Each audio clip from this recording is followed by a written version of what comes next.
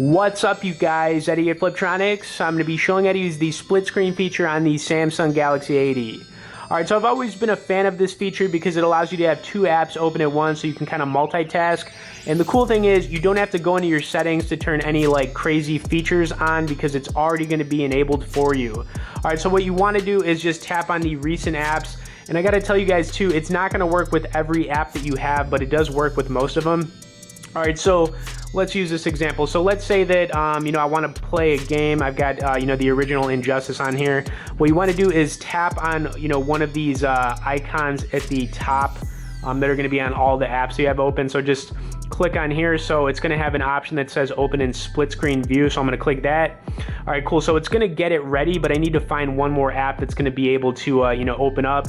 Now, I know YouTube will work with it. So I'm going to tap on YouTube. And then you're going to get to kind of see that, I've got two apps open at once now, and I'm split screening. It's pretty cool.